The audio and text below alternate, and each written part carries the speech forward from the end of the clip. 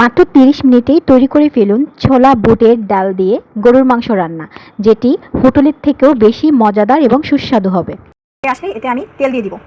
আমি রান্নাটা সরিষার তেল দিয়ে করতেছি। তেলটা পরিমাণ মতো দিতে হবে। আমার তেলটা এখানে একটু কম হয়ে গেছে, যেন আমি আরেকটু তেল দিয়ে নেব। তেলটা একটু গরম হয়ে আসলেই এতে আমি 1 চিমটি পরিমাণ শাহি জিরা দিব। শাহি জিরা দেওয়ার পর এর ভিতরে একে একে আমি সব ধরনের মশলাই দিব। আমি হালকা একটু রসুন কুচি ব্যবহার করব। প্রথমেই আমি অল্প একটু রসুন কুচি দিয়ে দিচ্ছি এর ভিতর। রসুন কুচি দেওয়া হয়ে গেলে আমি একটু নাড়াচাড়া করে নিব।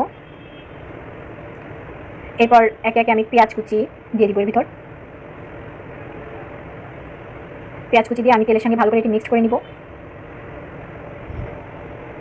পেঁয়াজটা হালকা একটু ভেজে নিব, যাতে করে মশলা টেস্টটা খুব ভালো আসে। পেঁয়াজটা হালকা হালকা একটু বাদামি রং করে নিলে রান্নার ভিতরে একটা আলাদা টেস্ট চলে আসে। তো আমি এখানে পেঁয়াজটা একটু বাদামি রং করে ভেজে নেওয়ার জন্য অপেক্ষা করতেছি। আমার পেঁয়াজটা প্রায় বাদামি রঙের হয়ে এসেছে। এখন আমি ভিতরে সব মশলাগুলো দিয়ে দিচ্ছি।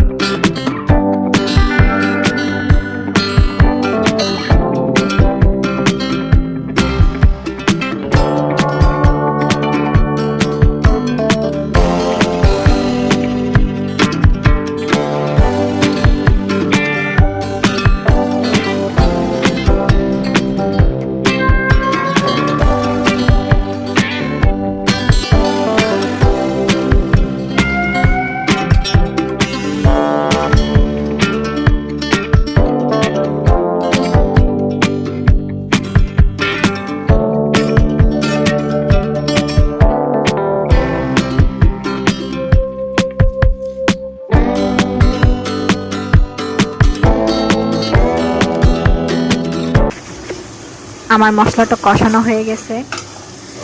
মশলার উপর যখন এভাবে তেলটা ভেসে উঠবে তখন বোঝা যাবে যে মশলাটা পারফেক্টভাবে কষানো হয়ে গেছে। এবার এর মধ্যে আমি গরুর মাংস অ্যাড করব।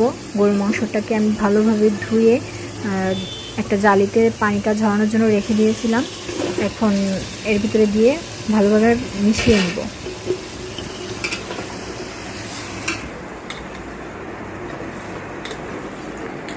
খুব ভালোভাবে মেশাতে হবে, যাতে মশলাগুলো খুব ভালোভাবে গরুর মাংসে লাগে।